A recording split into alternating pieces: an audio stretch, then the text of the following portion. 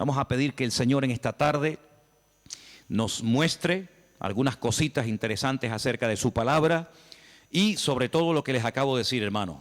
Estar preparados, tener respuestas correctas, adecuadas, para que cuando los inconversos, la gente que no conocen al Señor, vengan a hacernos preguntas, nosotros podamos responderle correctamente. Bendito sea Dios. Señor, te damos muchas gracias en esta tarde porque en tu palabra, palabra viva, palabra eficaz, encontramos las respuestas, la solución a muchas cosas que el mundo se pregunta e ignora. Te pedimos, Dios mío, en el nombre bendito y poderoso de tu amado Hijo Jesús, que todo lo que compartamos en esta tarde sea de bendición, sobre todo para los que están buscando la verdad, para los que quieren adquirir conocimiento y conocer la verdad, verdad que les hará libres. Ayúdanos en esta tarde, Señor, a la luz de tu palabra, a dar respuestas a tantos interrogantes y preguntas que la gente tiene hoy en día. Nos ponemos en tus manos y pedimos que nos des luz y claridad en tu palabra, para que podamos, Dios mío, creer adecuadamente, estar firmes en la fe, sin titubear, sabiendo en quién hemos creído. Ponemos este tiempo de estudio en tu palabra, en el nombre bendito de Jesús. Amén y amén. Bendito sea el Señor. Hermanos, quiero llevarles a 4 textos para comenzar. Y el primero va a estar en Jueces capítulo 11. Nos vamos a lo que llamamos Antiguo Testamento, al capítulo 11 del libro de los Jueces. Y vamos a leer concretamente el versículo 40. Jueces, repito, capítulo 11, versículo 40. Y dice la palabra del Señor lo siguiente. Presten atención a lo que dice ahí nuestro Dios. Jueces 11, 40. Y se hizo costumbre en Israel que de año en año fuesen las doncellas de Israel a endechar a la hija de Jefté, Gaaladita, 4 días en el año. Fíjense la palabra costumbre. Se hizo costumbre, no era costumbre hasta ese tiempo. Antes nadie se iba 4 días por el campo, por el monte, a llorar, a endechar a la hija de nadie. Pero ocurrió algo. Ustedes conocen que Jefté hizo un juramento que fue una auténtica locura, y fue la de presentar a su hija en sacrificio al Señor. Y entonces dice la palabra de Dios que a partir de ese día se convirtió en una costumbre en Israel que las jóvenes, que las chicas se fueran por los campos llorando, endechando, lamentándose de lo que le había ocurrido a la hija de Jefté. ¿Era un mandamiento bíblico? ¿Era algo que Moisés enseñó al pueblo de Israel en el desierto? No. Sino que se hizo costumbre. Empezaron un año y otro año, una generación y otra generación, hasta que aquello se convirtió en una costumbre.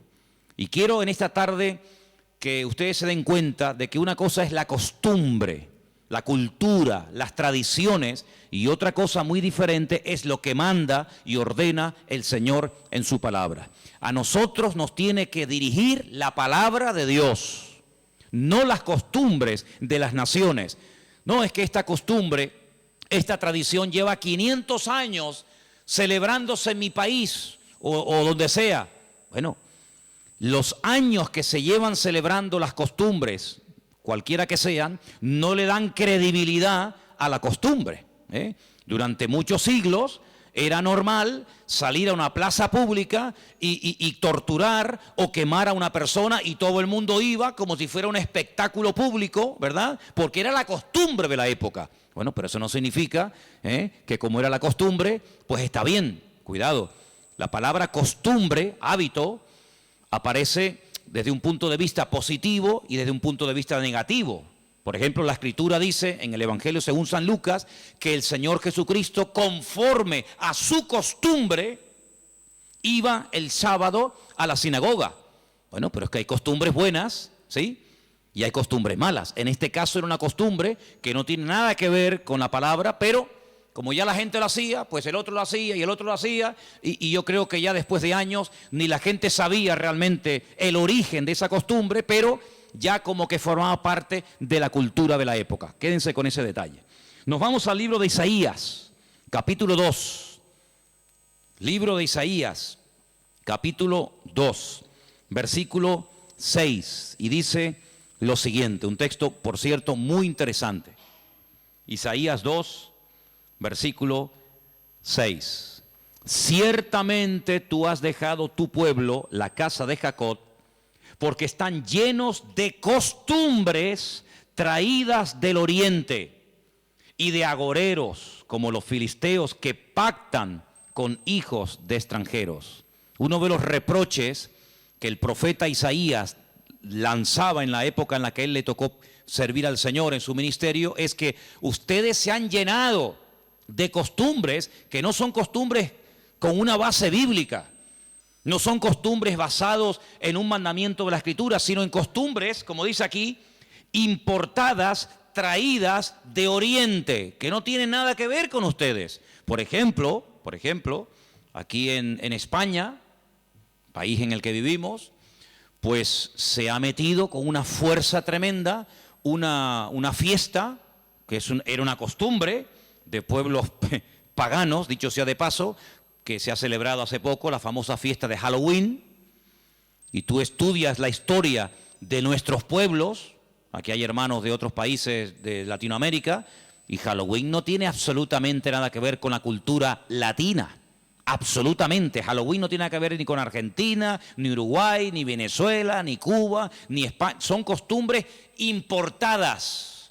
Costumbres que no tienen nada que ver con nuestra cultura, pero a base de repetirlas y practicarlas un año y otro año, como que ya forman parte de una de las muchas fiestas que hay a lo largo del año. Eso precisamente es lo que dice el profeta Isaías en su época. Ustedes han abierto la puerta y se han llenado de costumbres traídas de Oriente, que no tienen nada que ver con ustedes. Y dicho sea de paso, la mayoría de esas costumbres traídas de Oriente eran costumbres paganas, costumbres que no tenían absolutamente nada que ver con la palabra del Señor. Vamos a avanzar. Libro de Jeremías, capítulo 10. Jeremías, el capítulo 10, leemos lo siguiente, versículo 3, Jeremías 10, versículo 3. Miren qué texto tan interesante. Porque las costumbres de los pueblos son, ¿qué dice ahí? Vanidad, vanidad de vanidades, decía el predicador. Las costumbres de los pueblos son vanidad. Y ahora habla acerca de la idolatría, que era una de las costumbres, no del pueblo de Dios, sino de los pueblos paganos. Ahí la palabra pueblos es la palabra goyim. La palabra goyim significa naciones. Cuando se habla de Israel, se menciona Israel, para que no haya género de duda. Pero cuando se habla de naciones paganas, naciones extranjeras, naciones, digamos, no adoradoras del Dios vivo y verdadero, se les llama goyim, se les llama naciones. Y en este caso dice, las costumbres de esas naciones, de esos pueblos, son todas absolutamente vanidades. Quédense con eso. Vamos a leer un versículo en Ezequiel, profeta Ezequiel, un libro que no sé por qué no se suele leer mucho, pero tiene textos y historias muy interesantes. En el capítulo 11 de Ezequiel, el capítulo 12, dice así: sabréis que yo soy el Señor, porque no habéis andado en mis estatutos, ni habéis obedecido mis decretos, sino que según las costumbres de las naciones que os rodean, habéis hecho. Las costumbres de las naciones que les rodean, esas son las que ustedes están practicando. No los estatutos, ni decretos, ni fiestas, ni celebraciones que nuestro Dios ha ordenado en su palabra, sino que todo lo contrario. Hay momentos, y ustedes seguramente han leído esos pasajes, donde los profetas, tratando de convencer, de sacudir al pueblo de Israel, les decían: a ver, vamos a ver, díganme ustedes un pueblo, una nación que haya cambiado sus dioses, que hayan dejado sus idolatrías por nuestro Dios. Ninguno. Los egipcios, mira que vieron milagros los egipcios, porque las famosas 10 plagas de Egipto eran milagros, eran demostraciones del poder de Dios, ¿sí o no? Totalmente. Dejaron los egipcios al convencerse de que sus dioses no servían para nada, que hicieron el ridículo. Dejaron los egipcios su idolatría para creer en el Dios de los hebreos, en el Dios de Moisés, ¿sí o no? Para nada. Es más, cuando salen de Egipto, ¿qué hace el faraón? Vamos a perseguirlos, vamos a atraparlos y llevarlos otra vez a Egipto para que sean nuestra mano de obra. No se convirtieron, no se arrepintieron. Y mira que vieron la gloria de Dios, un río lleno de sangre. Bueno, eso es algo tremendo. Cruzaban la calle y allí la gente tenía luz y alegría y vida. Y a este lado, muerte, los animales se morían llenos de úlceras, llenos de llagas, miseria, pobreza, muerte. Oiga, aquí hay una diferencia. Esta gente pinta con sangre de cordero las puertas de la casa y no se muere nadie. Y nosotros, los poderosos egipcios, incluido el faraón, se mueren todos los primogénitos. ¿Te parece poca diferencia? Y así podríamos hablar de otras, ¿verdad? Se convirtieron, dejaron su idolatría por el Dios de Abraham, de Isaac y de Jacob. No. Daniel, en Babilonia, ¿cuántas veces vieron la gloria de Dios a aquella gente? Vieron a Daniel sobrevivir toda una noche y no ser atacado por los leones cuando lo metieron en el foso. ¿Se acuerdan, sí o no? Vieron a aquellos 3 jóvenes que les habían cambiado el nombre, que no se quemaron dentro del horno de fuego. ¿Cambiaron? ¿Recapacitaron? Ninguno. Dice, ¿cómo es posible que ustedes habéis podido comprobar que ninguna nación ha dejado sus dioses, su paganismo, para creer en nuestro Dios, y sin embargo ustedes sí lo han hecho? Dejaron al Dios vivo y verdadero para adorar a Moloc, a Milcón, a Astaroth, a Asera, a Baal. ¿Cómo puede ser eso? Pues eso fue lo que pasó. Ellos cambiaron al Dios verdadero por aquellos dioses. Y dice el profeta Ezequiel en este pasaje, todo eso que habéis hecho son las costumbres de las naciones que les rodean, pero ustedes, en vez de influenciarles a ellos, que ellos se conviertan a ustedes, ha pasado todo lo contrario. Ustedes se han terminado convirtiendo a ellos. Han adoptado su forma de vivir, su forma de adorar, su forma de cantar, su forma de comportarse. Y esto es algo realmente increíble, porque esto no ha pasado nunca, nunca en la historia de la humanidad. Una nación ha dejado el paganismo, ha renunciado 100% a toda esa mentira y ha abrazado la fe única y verdadera. Sin embargo, ustedes tenían al verdadero y lo han abandonado. Otros profetas utilizaban el término han adulterado, han sido infieles a vuestro Dios para adorar ¿a quién? Al Dios de las moscas, al Dios de los excrementos, como hay por ahí un Dios también en la Biblia que se llama el Dios de los excrementos, para adorar a las criaturas en vez de adorar al Creador. Increíble, increíble. Entonces, los profetas que hemos leído, Jeremías, Isaías, Ezequiel y también en el libro de Jueces, dicen que todo eso, esas costumbres son todas vanidades.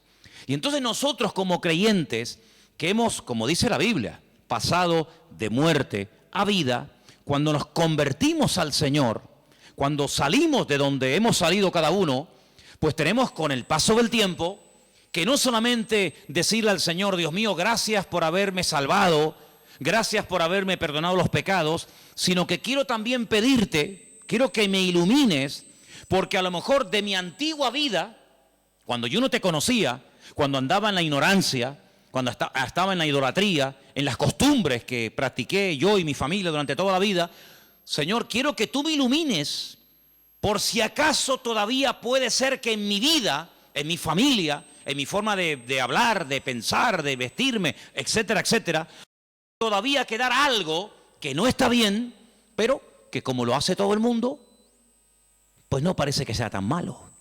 Porque si os dais cuenta, hermanos, hay cosas que se hacen hoy en día que están mal. Pero sin embargo, como las hace todo el mundo, no se ven mal. Por ejemplo, a mí una de las cosas que me llama la atención, cuando voy a lo mejor a algún supermercado, es que de un tiempo a esta parte, en la parte donde está todo lo que es los puros y los cigarrillos y todo esto, es increíble. ¿Os habéis dado cuenta lo que ponen como advertencia, en las cajas de cigarrillos, el cigarrillo mata, el cigarrillo produce enfermedades pulmonares, cáncer y esto y lo otro. Pero ¿quién hoy en día iría por la calle poniéndole una multa a una persona por fumar? Nadie. ¿Por qué? Porque como lo hace todo el mundo, ya forma parte de una vida normal, pues no se ve tan mal. Pero cuidado, el que lo haga mucha gente no significa de que esté bien, ¿sí o no? Entonces puede ser que a lo mejor algunos de ustedes en algún momento se ha sentido, perdonen la expresión, como un bicho raro en su puesto de trabajo, con los amigos, con la familia, con los vecinos, ¿sí o no? Porque resulta que todo el mundo ve bien, pues ciertas y determinadas cosas que cuando vamos al manual, cuando vamos a la palabra de Dios, resulta que no solamente están mal, sino que incluso son pecado y abominación ante los ojos de Dios. Vaya usted a una manifestación de miles y miles y miles de personas a favor del aborto y párese en esa marcha y diga que el aborto es un crimen, que es un asesinato y que eso es una abominación delante de Dios. ¿Lo matan? ¿Sí o no? ¿Lo matan?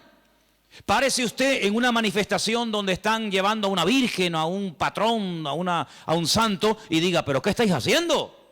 Si nuestro Dios prohíbe todo esto, si eso es abominación delante de nuestro Dios, si en la base mínima, que son los 10 mandamientos, ya se prohíbe categóricamente todo esto, ¿te matan?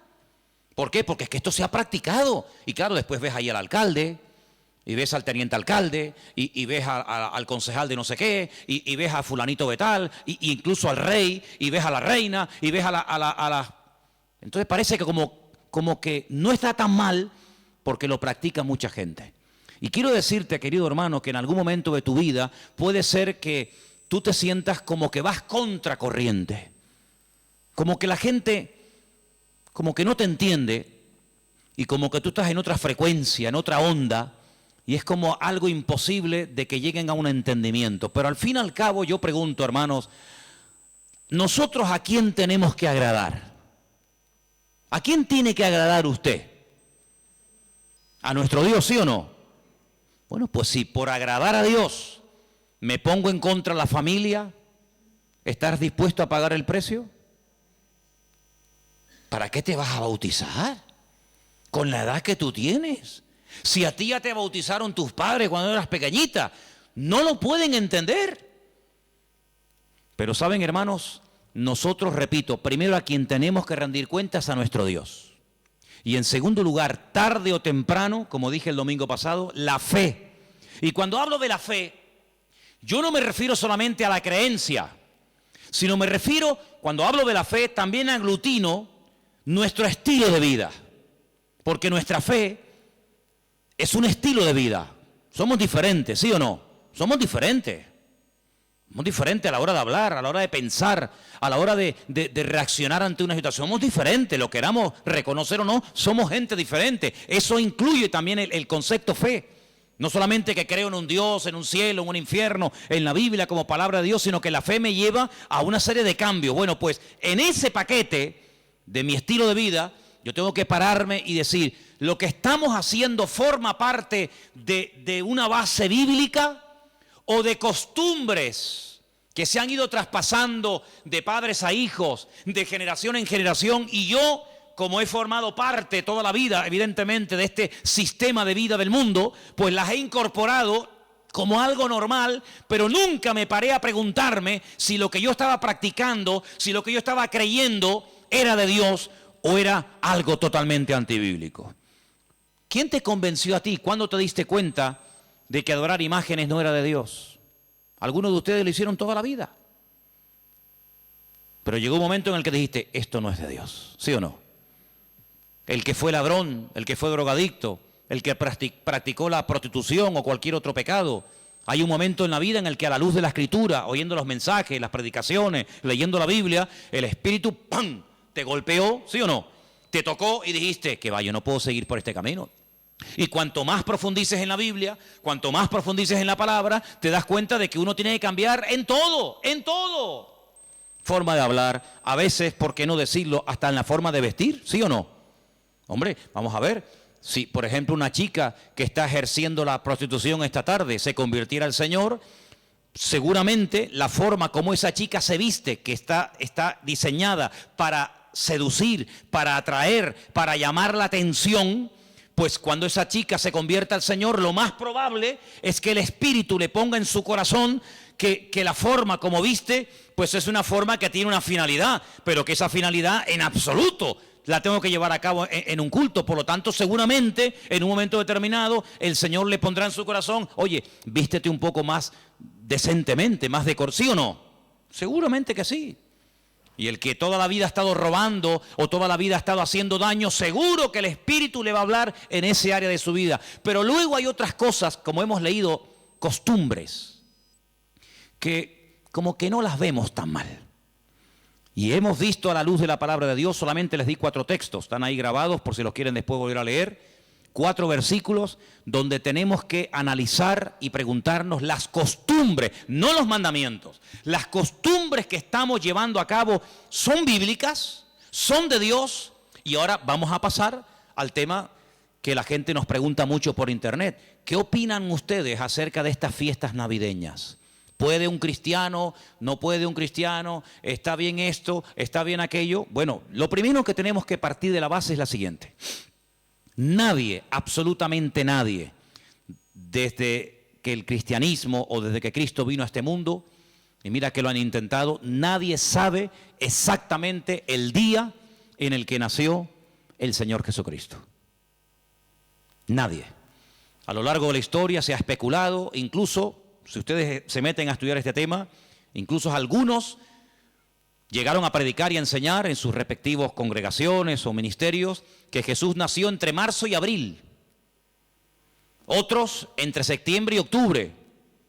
Y así diferentes opiniones. Por lo tanto, partimos de la base de que, lógicamente, el Nuevo Testamento, porque el Antiguo no te lo va a decir, porque no había nacido, el Nuevo Testamento en ninguna parte te dice exactamente el día en el que el Señor Jesucristo nació. Nadie sabe absolutamente nada. Sí sabemos que murió en una época en la que los judíos estaban celebrando una fiesta llamada la Pascua. Sí sabemos que hay una fiesta que nosotros la conocemos como Pentecostés, que su nombre original es Shavuot, la fiesta de las semanas, que el Señor la utilizó para que en ese día concretamente, pues aquel grupo que había en aquella casa fueran llenos del Espíritu Santo. Eso sí lo sabemos. También podemos saber con exactitud que el Señor Jesucristo, la noche que fue entregado y en ese lapsus de entre una hora y otra, y fue a ser crucificado, se estaba celebrando la fiesta de los panes sin levaduras que se unía a la de la Pascua. Todo eso está clarísimo. Y sabemos pues cuándo hay que celebrar la fiesta de la Pascua y la fiesta de Pentecostés y la fiesta de los tabernáculos. Todo eso lo sabemos porque está estipulado en la Biblia. Y te dice, contarás desde tal día a tal día, tanta semana. ¡Pum! Y eso es matemático. Pero en cuanto al nacimiento de Cristo, la Biblia no nos da ninguna información exacta de cuándo nació. ¿Por qué? Porque en nuestra concepción, entre comillas, cristiana, cometemos un gravísimo error. Y es que Jesucristo nació en un contexto judío, no en un contexto cristiano. Jesús nunca fue a ninguna iglesia evangélica, él toda la vida fue a sinagogas. Jesús nunca practicó costumbres cristianas. Las costumbres que él practicó, y su padre y su madre y sus antepasados, eran costumbres judías, ¿verdad? Por lo tanto, para nosotros se comienza a contar desde el nacimiento del niño y dice, bueno, el niño nació el 2 de octubre. Pues al año que viene, el día 2 de octubre, el niño cumple un añito. ¿Sí o no? En la mentalidad judía no se cuenta el tiempo así. En la mentalidad judía, en el momento en el que la mujer sabe que está embarazada, en el que la mujer sabe perfectamente que sí o sí está embarazada, ahí se empieza a contar. No a partir del nacimiento a los 9 meses, ¿me entendéis? Por lo tanto, ya empezamos mal. Es como, por ejemplo, cuando nosotros decimos, bueno, ahora mismo aquí en Tenerife tenemos las 8 en punto de la noche. A las 12:01 será día viernes. Eso según nuestro calendario, según nuestra cultura, según la Biblia, ya es viernes. ¿Por qué? Porque en cuanto cae el sol y ya se puede ver aunque sea una sola estrella en el firmamento, automáticamente ya estamos al día siguiente. Entonces dice, entonces todos al revés. Bueno, hay que saber estas cosas. Nuestro calendario gregoriano, inventado, mandado a hacer por un papa, tiene 365 días. El calendario bíblico tiene 360 días. Otro dato a tener en cuenta. ¿Qué te parece? Y así podríamos contar cantidad de detalles que cuando uno va a la palabra, uno tiene que conocerlos. Porque si no ya estás partiendo equivocadamente. Y entonces decimos, el nacimiento del niño marca el momento de su nacimiento y de su próximo cumpleaños. Te vuelvo a repetir, la vida en la cultura judía, en la cultura hebrea, se cuenta a partir de la concepción, no a partir del nacimiento. Ahora bien, tengo aquí algunos datos que les voy a leer en esta tarde, que son muy interesantes, pero primeramente quiero decir lo siguiente. No sabemos la fecha exacta del nacimiento de Cristo. No hay ni un solo ejemplo, ni uno solo. Si alguien sabe de alguno, por favor que lo diga ahora, o calle para siempre. No hay ni un solo ejemplo en el Nuevo Testamento de nadie que haya practicado el nacimiento de Cristo, que haya celebrado, mejor dicho, el nacimiento de Jesús. La única fiesta que nos obligó el Señor a recordar frecuentemente fue, dice, haced esto, háganlo en memoria de mí. Y cada vez que comáis este pan y cada vez que bebáis de esta copa, mi muerte estáis anunciando hasta que yo vuelva. Es una orden. Yo sé que hay movimientos cristianos o evangélicos que no practican esto de tomar pan y vino asiduamente, porque dicen que es algo simbólico. Bueno, yo solamente lo digo con todo mi respeto, no saben lo que se pierden. Y es una interpretación incorrecta. Yo creo que es bíblico y estamos todos de acuerdo, ¿sí o no? Que hay que partir el pan y el vino. Hombre, hay iglesias que lo hacen todos los domingos. Elena, por ejemplo, se crió en una iglesia que todos los domingos, sí o sí, todos los domingos a la mañana, se llama culto de comunión. Por eso, porque se da la comunión.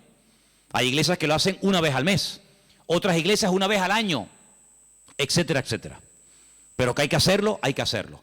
Pero Jesús nunca dijo, los discípulos nunca dijeron, Pablo nunca escribió, Pedro nunca escribió, Santiago nunca escribió, ningún discípulo escribió, y también tenéis que recordar todos los años el nacimiento del Mesías. No. Mira, recordamos cuando partió el pan y el vino e inauguró el nuevo pacto. Recordamos su muerte, claro. Recordamos su resurrección. Recordamos la venida del Espíritu Santo en el día de Pentecostés. Recordamos un montón de cosas, pero bíblicamente no te puedo demostrar, no lo puedo hacer. Te estaría mintiendo. No te puedo demostrar bíblicamente que los primeros cristianos celebraban el nacimiento de Cristo. No lo hacían. Ni siquiera es un mandamiento de la Biblia el celebrar dicha fiesta. Entonces te estoy dando información para que lo sepas. La fecha exacta del nacimiento de Cristo no se encuentra registrada en el Nuevo Testamento. Ahora, el famoso día 25 de diciembre ha sido un día que en el mundo pagano, en el mundo greco-romano, ustedes saben que estaban los babilónicos, luego vinieron los medos persas, a continuación los griegos y después los romanos. El Antiguo Testamento, lo que llamamos vulgarmente Antiguo Testamento, termina con el imperio medo-persa. Pero cuando empezamos a leer el Nuevo Testamento, nos encontramos a los romanos. Y tú dices, ¿pero y los griegos? ¿Ves? La Biblia no te da información sobre los griegos. Pero entre el Antiguo y el Nuevo Testamento, que hay 400 años de silencio, ¿sabían eso, no? Nuestro Antiguo Testamento, ¿cuál es el último libro del Antiguo Testamento según nuestra Biblia? Malaquías. Pero cuando tú vas a una Biblia hebrea, tú te das cuenta que el último libro del Antiguo Testamento no es Malaquías, es Segunda de Crónicas. Da igual, el orden no altera los factores, ¿no? Sea uno, sea otro, son exactamente los mismos, aunque el orden es diferente. Pero cuando se termina de escribir, cuando el último profeta del Antiguo Testamento terminó su mensaje, supongamos que fuera Malaquías, hasta que encontramos al siguiente profeta predicando. ¿Y quién fue el siguiente profeta entre el Antiguo y el Nuevo predicando? ¿Quién fue? Juan el Bautista. Hay 400 años de silencio. No hubieron profeta entre Malaquías y Juan el Bautista. ¿Y cómo se guiaba la gente? Por la palabra. Ahí estaba todo escrito, todo comprimido, todo condensado. Y fue un tiempo de silencio, de palabra profética, pero la palabra ya estaba escrita. Luego la gente querían palabra, vayan a la palabra, valga la redundancia. Vayan a la escritura y ahí encuentran todo. Bien. Entonces, cuando vamos a estudiar la palabra de Dios, nos encontramos que ese imperio que no aparece en el Antiguo Testamento, que son los griegos, que aparece en esos famosos libros que yo he recomendado muchas veces que lean, Primera y Segunda de Macabeos, que son la familia de los Macab, que significa martillo en hebreo. Los macabeos son los que martillaban, los que machacaban. Y en estos días en Israel se está celebrando una fiesta que no tiene una base, vamos a decir, bíblica, si no es un mandamiento bíblico el cumplirla, vaya, pero que es una fiesta que en estos días ya se está celebrando, y les voy a demostrar que Cristo la celebraba, aunque no era mandamiento, Él la celebraba, y es una fiesta que se llama la fiesta de Hanukkah.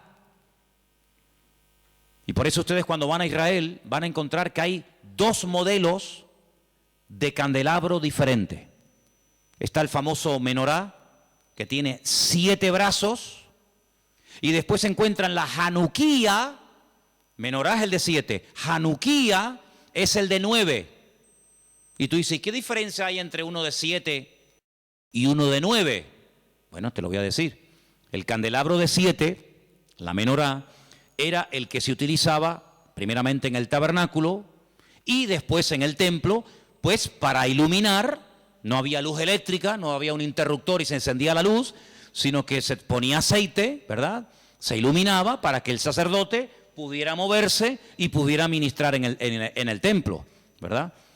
Ya dimos en su día una explicación de que el primer versículo, quédense con este dato, el primer versículo de los primeros 5 libros de la Biblia, Génesis 1.1, Éxodo 1.1, Números 1.1, Levítico 1.1 y Deuteronomio 1.1, nos explican todo lo que tiene el menorá. ¿Cuántas palabras tiene en hebreo el primer versículo de Génesis? 7 brazos. Otra característica de la menorá la encontramos en Éxodo 1.1 y así sucesivamente, pero no voy a entrar en detalles acerca de eso. Pero en la época de los seleucidas, en la época de los griegos, déjeme que les cuente algo de historia, que es bueno saberlo. Cuando Alejandro Magno muere, dicen que era homosexual, no dejó descendencia. Es el único imperio que pervive después de la muerte del emperador, pero no en sus hijos, sino en sus generales. Por eso Daniel, cuando está en Babilonia, dice que él vio a un leopardo con 4 cabezas. Y las 4 cabezas son los 4 generales que cuando Alejandro Magno muere, se reparten en 4 pedazos el mundo que había conquistado Alejandro Magno, ¿verdad? Uno de los trozos que se reparte tenía que ver con Israel. Y allí estaba el famoso Antíoco Epifanes, que era terrible, terrible. Ese fue el que se atrevió a meter a un cerdo dentro del lugar santísimo y sacrificarlo y de esa manera, humillar y avergonzar a Dios y en fin, tantas cosas, ¿no? Esa es la famosa abominación desoladora, la profanación del lugar santísimo. En esa época de los griegos había una familia compuesta por una serie de hermanos que se propusieron restaurar la vida política y espiritual de Israel. Los griegos dominaban, el templo lo habían convertido en un gimnasio, habían impedido los sacrificios y aquello era un desastre. Esta familia se levanta, primero un hijo, después el otro hermano, todos murieron como mártires, es una historia tremenda. Y estos macabeos, que no se llamaban macabeos, sino una especie de apodo, los que martillaban, los que golpeaban, pelearon militarmente, cuerpo a cuerpo con los griegos y los derrotaron, los vencieron, los echaron de Israel y restauraron el culto en el templo. Pero resulta que el aceite que se utilizaba para las lámparas del candelabro, en este caso de la menorá, no llegaba, porque lleva un proceso y se tarda un tiempo en elaborar ese aceite específico para la menorá. Había muy poco aceite. ¿Qué ocurrió? Oraron al Señor y el Señor hizo que la poca aceite que quedaba durara milagrosamente más tiempo de lo que habitualmente duraba. A partir de ese momento, para recordar el milagro de que el Señor permitió que el aceite durara más tiempo de lo habitual, se comenzó a celebrar la fiesta de la Hanukkah, la fiesta de las luces, la reinauguración del templo. Entonces, en esta época del año, para recordar ese milagro, se enciende con la vela del centro, cada día una vela diferente, hasta llegar a 9 velas, porque ese fue el tiempo que duró el aceite. Y eso es lo que significa la fiesta de Hanukkah. Ahora ustedes pueden ver, dice, y Jesús subió al templo a la fiesta de la dedicación del templo. Y tú dices, ¿qué fiesta es esa? Porque ahí no dice Pascua, ahí no dice Pentecostés, ahí no dice tabernáculo, dice a la fiesta de la dedicación del templo. Pero si el templo ya estaba inaugurado cuando Cristo vivía. Pero era la fiesta en la que se recordaba la reinauguración del templo cuando los macabeos derrotaron a los seleucidas, a los griegos, y entonces esa era la fiesta de Hanukkah que Cristo la celebraba, Juan capítulo 10. Entonces Cristo, que sabía la historia de esa fiesta, dice, yo soy la luz del mundo. Y la gente sabía lo que estaba diciendo, porque así como este aceite, esta luz se enciende, yo soy ahora la luz del mundo. Y posteriormente a sus discípulos le dice, y ahora también vosotros sois la luz del mundo. Y todo está basado en algo que pasó en aquel tiempo. Entonces, cuando vamos al Nuevo Testamento, nos encontramos que nos dice la Biblia quién gobernaba en el Imperio Romano en el tiempo del nacimiento de Cristo. Pero cuando se hace el calendario gregoriano o cristiano, vaya, el que tenemos ahora mismo nosotros, se cometió una gravísima equivocación. Algunos calculan que del verdadero calendario bíblico al que usamos actualmente puede haber una diferencia entre 4 y 6 años. Es decir, que en vez de estar ahora en el 2015, estaríamos ahora 4 años o 6 años más de lo que estamos. Y eso es bueno saberlo, porque la Biblia nos da datos acerca de lo que va a ocurrir en cada tiempo, y por eso estamos viendo profecías cumplidas nosotros en este momento, que tú dices, pero no me encaja el tiempo. Claro, no te encaja el tiempo si te llevas por el 2015, pero si te llevas por el calendario bíblico, te encaja todo de una forma maravillosa, porque Dios no se mueve con el calendario inventado por don Gregorio, sino Él se mueve por el calendario inventado y creado y dado por Él en su bendita palabra. ¿Cuántos dicen amén?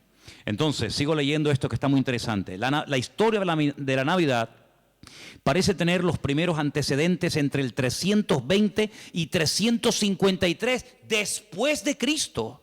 Es decir, que hasta el 350 y pico después de Cristo, ningún cristiano, ninguna iglesia practicaba o celebraba lo que vulgarmente llamamos la Navidad. Durante más de 300 y pico de años, esto no existía. ¿Qué te parece? Yo dije un día que si ustedes quieren ver la transformación terrible que experimentó el cristianismo, tienen que leer detenidamente lo que pasó en el Concilio de Nicea. Ahí en Google, se meten, Concilio de Nicea, estudien, lean lo que allí pasó. El cristianismo del 300 para atrás era diferente al cristianismo que se vive hoy en día del 300 y pico hasta nosotros. Todo cambió, hermanos, todo cambió. Entonces fue en esa época, en ese tercer siglo, cuando se comenzó a decir que Cristo había nacido el 25 de diciembre. ¿Por qué? Porque era la fiesta, era el día más pagano del año.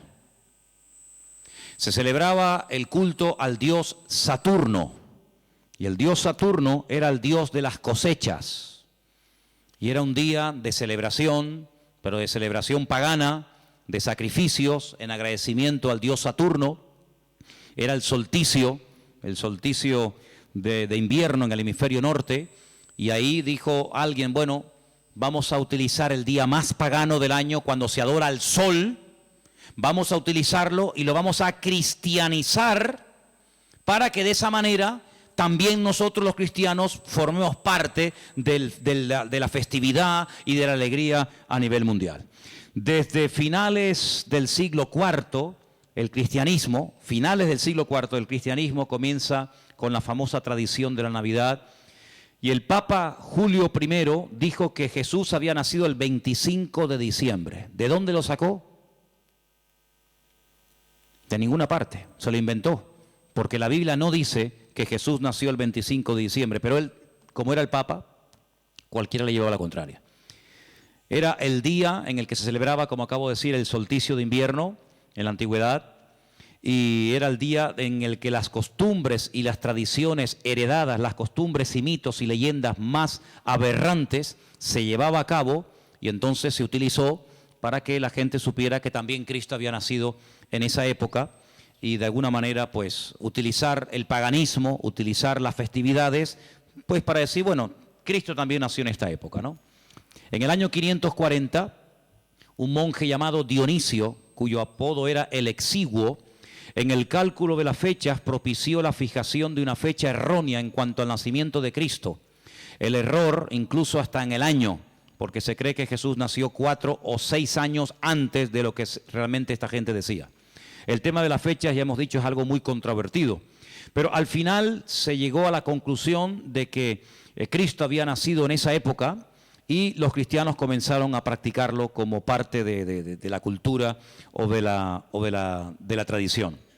Hay muchos relatos en los que cuenta la historia que miles y miles de cristianos se dejaron matar, quemar, crucificar y torturar hasta la muerte porque se negaban a celebrar la famosa Navidad el 25 de diciembre. Así que hermanos nuestros en la fe han muerto quemados, torturados y crucificados por negarse a formar parte de una fecha inventada, creada por el hombre, rodeada de paganismo, donde una de las costumbres que había era sacrificar toros, sacrificar animales, cortarle los testículos a estos animales y colgarlos en los árboles.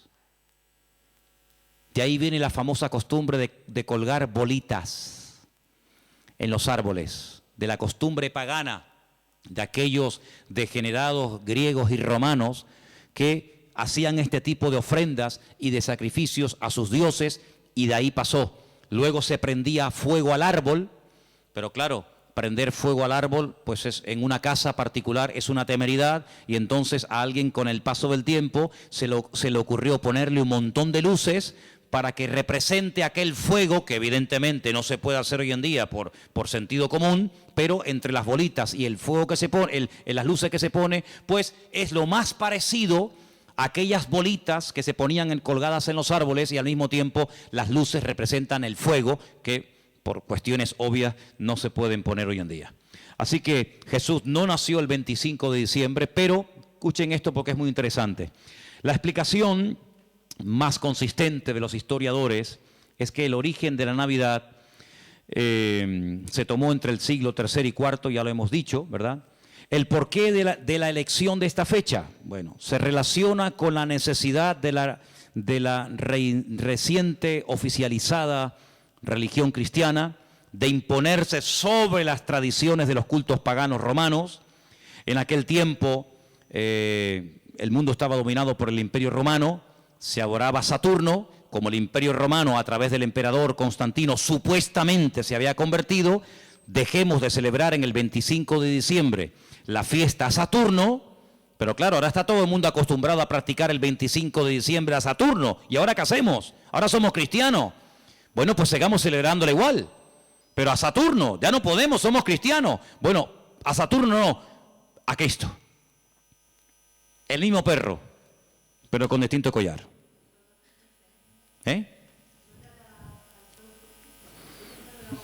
Adoraban al sol. Ellos pueden decir misa. Los papas eligieron el 25 de diciembre como día del nacimiento de Jesús, como una estrategia para el proceso de expansión del cristianismo, en el que sistemáticamente se buscó absorber y fusionar toda celebración de ritos paganos con las nuevas creencias o fe de los cristianos. Por lo tanto, bíblicamente, si alguien te para en la calle y te dice que la fiesta de la Navidad, que se suele celebrar el 25 de diciembre, tiene un trasfondo pagano, no se te ocurra llevarle la contraria ni decirle que no es así, porque vas a ser el más rotundo ridículo. Efectivamente, el día 25 de diciembre era una fiesta, la fiesta más pagana en todas las culturas del Imperio Romano, donde se hacían auténticas barbaridades, sacrificios humanos, sacrificios de animales, ofrendas brutales de sangre, etcétera, etcétera.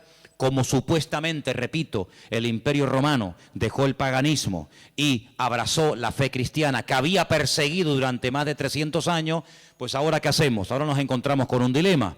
Bueno, lo solucionamos fácilmente. Seguimos manteniendo el día, seguimos manteniendo las costumbres de dicho día, ¿vale? Seguimos celebrando todo exactamente igual, pero en vez de a Saturno, en vez de a divinidades falsas, pues la celebramos a Dios y total, aquí no ha pasado absolutamente nada. A base de repetir y de repetir y de practicar, un siglo, otro siglo, una generación, otra generación, nos hemos puesto hoy en día en el año 2015, aparentemente después de la era cristiana, y resulta que hemos abrazado unas costumbres y unas prácticas que nosotros no lo hacemos con ninguna mala intención, ¿no? Nosotros no lo hacemos porque creemos en el paganismo, ni mucho menos, pero sin darnos cuenta, estamos practicando y celebrando y haciendo cosas que tienen un trasfondo totalmente pagano, pero después queremos que los paganos cambien cuando los paganos lo que han hecho es que nos han cambiado a nosotros. Y se han metido en nuestras casas, y se han metido en nuestras costumbres, y se han metido en nuestro vocabulario, y hemos visto, no de ahora, de hace ya muchos años, que en estos días, que teóricamente, vamos a decir, ha nacido el Señor, que no es así, ya lo hemos demostrado, pero que teóricamente teníamos que celebrar su nacimiento, resulta que se ha convertido en una fiesta, ¿de qué? De despilfarro, de derroche, de negocio, donde después se habla de la famosa cuesta de enero, porque la gente empezó a regalar y a comprar y a regalar y a comprar, a regalar y a comprar cosas que después en enero se arrepienten o no usan o quieren cambiar, y después resulta que ya el año, en vez de empezarlo libre de deudas, ya lo empiezan con más deudas, aparte de las que ya tenían del año anterior. ¿Por qué? Porque la fiesta así lo requiere. Porque si no le regalamos al abuelito, y si no le regalamos nada al niño, y si no le regalamos nada a la abuelita, o al tío, o al papá, o al sobrino, pues como que es una falta de educación, y como que falta el amor en la familia, y como que todos nos hemos vuelto locos, y nos hemos fanatizado, porque ahora somos cristianos. No, mi hermano, aquí no nos hemos vuelto locos, sino que ¿sabe lo que pasa? Que el conocimiento confronta, y el conocimiento compromete. Por eso hay gente que dice, yo prefiero no saber nada, y seguir en la ignorancia. Pero ¿sabes qué? Cuando estamos en Cristo, estamos obligados, estamos comprometidos con la verdad. Y la verdad nos hará libres en la medida, no es como un botón, la verdad os hará libres. Eso no cuesta nada decirlo. La verdad nos hará libres siempre y cuando interioricemos y practiquemos la verdad. Porque yo puedo conocer la verdad, pero la verdad si no la vivo, si no me la aplico, si no la practico y si no la interiorizo, la verdad simplemente no hace absolutamente nada. No es como un amuleto. ¿Cuánta gente ha comprado antaño la Biblia? ¿Cuántos hogares tenían un pedazo de Biblia enorme y la tenían ahí en la estantería? ¿Por qué? Porque, hombre, es la palabra de Dios. Pero es que la palabra de Dios no es un amuleto. No es como el que pone una herradura. No es como el que pone una ristra de ajos. No es como el que recurre a un amuleto, que los hay en todas las religiones. Los judíos también tienen un montón de amuletos, ¿eh? No se pueden ustedes imaginar. La famosa segulá y tantos amuletos creados y diseñados y vendidos y bendecidos por los rabinos para protección del mal de ojo, para protección de no sé qué, para protección de los malos espíritus. En todas las religiones siempre ha habido amuletos, pero la verdad, la Biblia no es un amuleto, es un estilo de vida que nos lleva a comprometernos y nos lleva a decir: Señor, perdóname, porque he estado creyendo y practicando y encima enseñando y transmitiendo una mentira, creyendo que es una verdad. Y no hay nada peor que creer que algo de mentira es una verdad y yo la practico en mi vida. Hermanos, en estos días, generalmente en todas las iglesias, incluido esta, suele ocurrir algo muy común. Y es que, por ejemplo, lo notamos, ¿no? Y no es que llevemos un control excesivo del tema, pero les cuento la realidad. Muchísimos creyentes se gastan el dinero que tienen y el que no tienen, y se olvidan muchas veces de lo que tenían que haber apoyado con su dinero a la obra de Dios. ¿Por qué? Porque hay que comprar regalos a todo quisque, y hay que tirar la casa por la ventana. Y si nos vamos a la noche a la cama sin tener toda la mesa llena de comida, como que no hemos celebrado Navidad. Y yo pregunto, imaginémonos por un instante, que no es así, pero trabajemos con la hipótesis. Bueno, vale, nació el 25 de diciembre, vale, perfecto. Si realmente nació el 25 de diciembre, ¿a quién tendríamos que celebrar la fiesta? Me imagino que al Señor. Pero nosotros somos tan listos que nos hacemos la fiesta para nosotros. Y tendríamos que traerle regalos a Él. ¿Cómo? Bueno, pues ¿qué le hace falta a la iglesia? Pintarla. Yo regalo este año la pintura. Si el cumpleaños del Señor y esta es la casa del Señor, ¿qué le hace falta a la iglesia? Más sillas, yo las regalo. Pero no hacemos regalos al que cumple años, teóricamente, sino que nos hacemos regalos a nosotros. A papá, a mamá, al tío, al sobrino. Y yo digo, bueno, ¿el cumpleaños de quién es? ¿Tuyo? ¿O es el del Señor? Porque si es el del Señor, al que menos le hemos regalado ha sido a Él. Resulta que nos hemos regalado a nosotros. Y tenemos, los que tengan, ¿no?, el árbol lleno de docenas de juguetes y docenas de regalos. Y tú dices, ¿y el regalo del Señor dónde está? Porque la iglesia no puede sufrir en estos tiempos, en este mes de diciembre, porque teóricamente sería el mes de más abundancia, ¿sí o no? Tendría que ser el mes en el que sobraran Biblias, sobraran sillas, sobrara de todo, porque es el día especial del Señor. Pues ¿saben qué? Suele ocurrir generalmente todo lo contrario. Es cuando tal vez menos nos acordamos del Señor. Ahora, nosotros vamos a utilizar la fiesta que el mundo inventó, no el Señor, no la iglesia primitiva, no la Biblia. Nosotros vamos a utilizar la fiesta que inventó el mundo para decirle al mundo el motivo por el cual el Señor vino a este mundo. Que no fue otro más que morir por nuestros pecados, derramar su sangre y restaurar nuestra vida y sacarnos de la miseria y de la ignorancia y ponernos en el reino de su amado Hijo. Eso es lo que vamos a hacer. El mundo que celebre lo que quiera. No es un tiempo para derroches, ni despilfarros, ni borracheras. No es un tiempo para trasnochar y tirar la casa por la ventana y parece que si no le regalo un suéter o un pantalón o una camisa, fulano se enfada y me mira, pues que me mire como quiera. Pero no es un tiempo para nosotros. Tendría que ser en todo caso un tiempo de más oración, de más compromiso, de más reuniones, de más entrega. Tendría que ser eso si verdaderamente nació en esta época. Tendría que ser eso, pero lamentablemente vemos que no lo es. Y entonces, amados hermanos, resumiendo un poco todo esto, ¿qué vamos a hacer nosotros?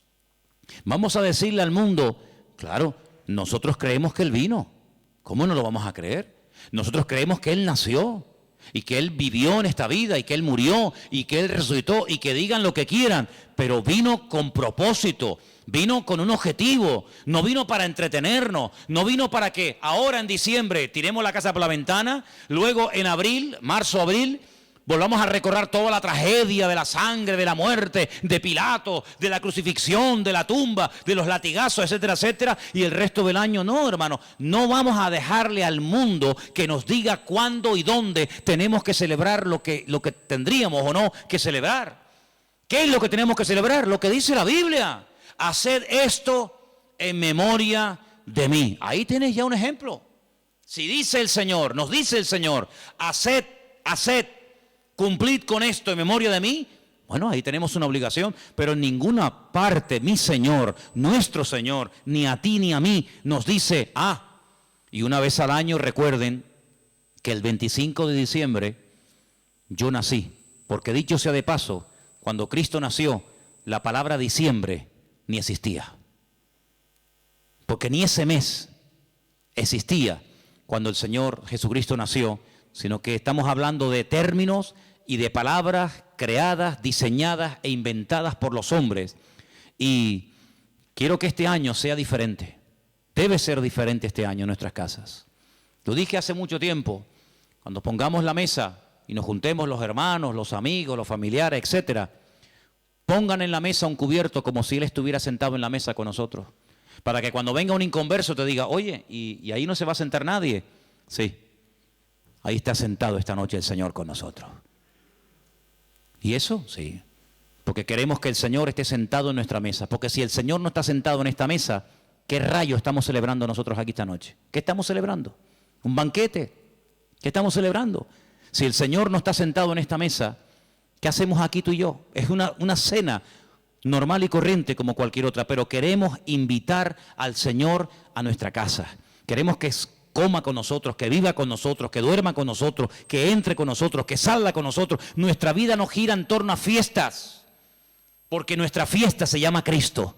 Y nuestra fiesta desde el 1 de enero hasta el 31 de diciembre. ¿Cuántos dicen amén? No tenemos que decir, ay, ahora el nacimiento, ay, ahora la muerte. Todos los días yo recuerdo que Cristo vino a este mundo a morir por mí. ¿Sí o no?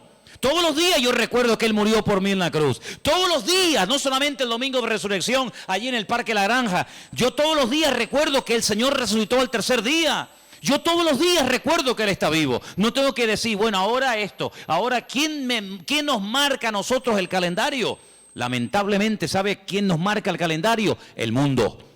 El mundo se ha metido en la cultura de tal manera que dice, no, ahora carnavales, ahora Halloween, ahora Semana Santa, ahora la Ascensión de María, ahora el Puente de la Constitución. Y le hemos dejado al mundo que nos organice el tiempo y nos diga incluso cómo tenemos que comportarnos en cada época del año. Claro, nosotros gracias al Señor somos cristianos y muchas de esas cosas ya no las hacemos, pero el que es mundano, el que no es cristiano, dice, carnavales, ¿me tengo que disfrazar? Me tengo que disfrazar, ¿por qué? Porque el mundo dice que ahora es cuando yo me tengo que hacer de disfrazar y hacer el idiota durante una semana o 15 días, pero luego no, ahora dice, no, ahora viene la cuaresma, ahora viene la resignación, el perdón, la ceniza, no sé qué, no sé cuánto. No, ahora viene la Semana Santa, no, ahora viene no sé qué. Y le hemos dejado al mundo que organice nuestro tiempo y nuestro estilo de vida. Nuestro tiempo y nuestro estilo de vida, ya lo dijo el Señor cómo tiene que ser. Si a alguien le interesa, aquí lo tienen. Señor, ¿qué tengo que celebrar en marzo? Señor, ¿qué tengo que hacer en diciembre? ¿Qué tengo que hacer cada día de la semana? Aquí está el manual. No le dejemos al mundo que nos organice, porque mira, yo me acuerdo que hace años, y termino, en España no se celebraba Halloween. ¿Cuánto tiempo lleva esta fiesta entre nosotros más o menos? ¿Alguien más o menos sabe? 8 años. Bueno, 8 años. Y nosotros ya tenemos una edad. Luego, durante muchos años de nuestra vida, esta fiesta en España no se celebraba. Íbamos a un centro comercial en esta época de noviembre, creo que se celebra esta fiesta terrible, y no había ninguna calabaza, no había ninguna cosa de terror. ¿Por qué? Porque esta fiesta no se había introducido. Pero mira cómo la metieron. Mira cómo la metieron, amigos. Y el otro día, el Black Friday. Ya nos metieron otra. Y en enero, ahora y el mundo tiene, hermano, lo tiene tan claro, el diablo tiene tan claro los objetivos que dice, mira, a la gente le gusta varias cosas. Comer bien, vestir bien, vivir bien y divertirse. Perfecto. Como no quieren ser guiados por el camino de la palabra, como no quieren ser guiados por el camino de Cristo, sino quieren seguir por el camino del relajo, por el camino del despilfarro, pues yo le voy a dar. Y el diablo le da a la gente lo que quiere. ¿Quieres carnaval? Toma carnaval. Y tú dices, ¿cómo puede ser que un país que ha estado años en crisis llegue la fiesta del carnaval y no haya pagas para gente que no tiene nada y que están en el paro y que no tienen los pobrecitos nada, y resulta que ayuntamientos den subvenciones de miles y de miles de euros a personas para que tiren la casa por la ventana durante una semana o durante un mes. ¿Cómo es posible? Es que el pueblo quiere eso. El pueblo quiere eso. En el pueblo de Tordesillas, en la provincia de Valladolid, la tradición del toro de la Vega. ¿Quién no ha oído esa barbaridad? Cogen un toro bravo, lo sueltan al campo y miles y miles y miles y miles de personas lo rodean, lo pinchan, lo clavan, lo torturan. Cuando ya el animal está reventado que no puede más, llega uno, rácata, le clava una lanza, lo montan en un caballo, lo llevan al pueblo y es el héroe, porque este año ha matado el toro de la Vega. Cuando van allí la gente a protestar en contra de esta fiesta, cuando han ido ecologistas o personas que dicen, oye, pero ¿cómo puede ser esto? Los han sacado del pueblo a patadas, los han apedreado. Y cuando los periodistas pueden acercarse a uno de aquellos fanáticos, ¿saben lo que les dice? Nunca dejaremos de celebrar esta fiesta en nuestro pueblo, porque esta es una tradición que hemos tenido en nuestra tierra de toda la vida. Y es como si la tradición impera por encima de la razón. Primero la tradición, luego la razón. Primero la tradición y luego todo lo demás. Pero vamos a ver, pero como creyentes vamos a entrar en ese juego. Hermanos, muchos de ustedes cuando entraban al agua y se iban a bañar no se persignaban. O cuando pasaban por una cruz no se persignaban. O cuando pasaba un coche fúnebre no se persignaban. ¿Lo siguen haciendo? ¿A que no? Pero si lo hicimos toda la vida. Pero ya no. Ya no. Porque hemos entendido de que hemos pasado de muerte a vida. Pero sigamos pasando de muerte a vida. No nos quedemos en mitad de camino. No digamos, ya no adoro a esto, ya no adoro a aquello, ya no adoro a esto, ya no hago tal. Pero alguna cosita me queda. Me queda esto y bueno, total son unos días. Hermanos, sigamos avanzando. Ese fue el gran error de Israel. Entró, conquistó cuatro cachitos de tierra. No, toda la tierra tenés que conquistar. No, Jericó, un poquito por aquí, un poquito por allá. Sí, pero escucha, es que allí viven los filisteos. Ah, bueno, no importa. Y allí viven los amorreos. Y allí viven los no sé qué. Total, tenemos ya 4 casitas. Nuestras vaquitas, nuestras ovejas, nuestras gallinitas. No, hijo, tienes que conquistar toda la tierra, porque si no los conquistas, ellos mañana se vuelven contra ti y te van a conquistar. Y en la vida cristiana no es conquistar el tabaco, la droga, la prostitución, la mentira, no sé, el soborno, no sé qué, no sé cuánto. Bueno, ya estos días ya están vencidos. Gloria a Dios. Pero ven para acá. ¿Y esto? ¿Y esto? Horóscopo. ¿Cómo? ¿Sí, horóscopo? Ay, amigo. No, pero es que ya no fumo, ¿no? Que no estoy hablando de eso. Eso ya está. Todavía tienes un poquito de horóscopo. Un poquito ahí de no sé qué. ¿Esto cuándo lo vas a conquistar? Lo que has conquistado no es excusa para no seguir conquistando lo que te falta. Es más, si has conquistado y superado cosas tremendas, te tienes que agarrar a eso y decir, Señor, como tú me ayudaste a conquistar y a vencer esto, que para mí era algo grande, importante, agárrate a eso y sigue practicando cosas. Porque yo te voy a decir una cosa. Cuando el Señor llamó a Gedeón, ¿se acuerdan? Llamó a Gedeón y le dice, mira, ven para acá. Tu padre tiene un ídolo en la casa y lo adora. Levántate y rómpeselo.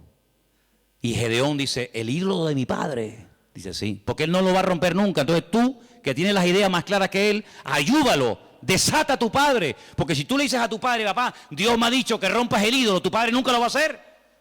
Pero tú sí lo tienes claro, ayuda a tu padre. Tú tienes más luz que él. Y entonces dice que lo hizo de noche. No se atrevió a hacerlo de día. ¿Saben la historia, no? Se levanta, despedaza el ídolo del padre. Y al día siguiente, ay mi madre, se monta la marimorera en la ciudad. ¿Quién rompió el ídolo del fulano de tal? El ídolo, el muñeco, la imagen del padre de Gedeón.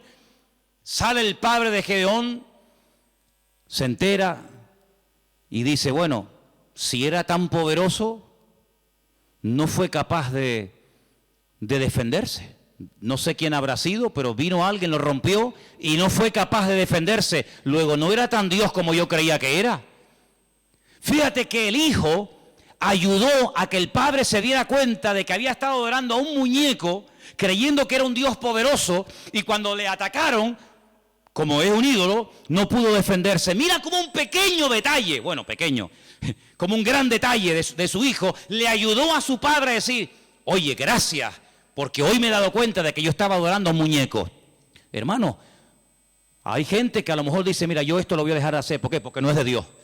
Pero hay gente que no tendrá la fuerza. ¿Por qué? Porque la costumbre, la tradición, la familia, la sociedad, no sé qué. No te preocupes, yo le digo a la gente, mira, ¿usted le da miedo romper los muñecos que tiene? Ay, sí, porque me da cosita, tráigaselo que yo se los rompo. Yo le ayudo. No será la primera vez que me voy a ese patio ahí y me lío a martillazos con Pedrito, con Juanito, y no se defienden tú, Los desmigajo todos, y no se defiende ninguno. Y le digo, ¿te das cuenta cómo nos han defendido? Entonces, hermano, hay cosas que tendrás que romper tú. Tú tendrás que romperlas y quitarlas de tu vida. Pero hay momentos en los que Dios te pondrá en una casa, en una familia, para decir, mira, déjame ayudarte. Déjame demostrarte que esto no sirve para nada. Y ahí se van a dar cuenta, con ese acto de fe y de obediencia que tú has ejecutado, se van a dar cuenta de que verdaderamente estaban creyendo en una mentira. Yo les he dado de comer, les he dado información, hagan lo que les dé la gana, como dijo Josué, hagan lo que quieran, pero yo y mi casa serviremos al Señor. ¿Oramos? ¿Les parece? Venga, oramos. Cierre sus ojos y recuerde lo que ha oído esta noche, porque el conocimiento compromete y confronta, y sin confrontación no hay cambio. Por eso esta noche Dios te ha dado una información y te ha dicho, esto viene de esto, esto y esto. Tú sabrás lo que haces. Pero te damos gracias porque tu palabra es luz.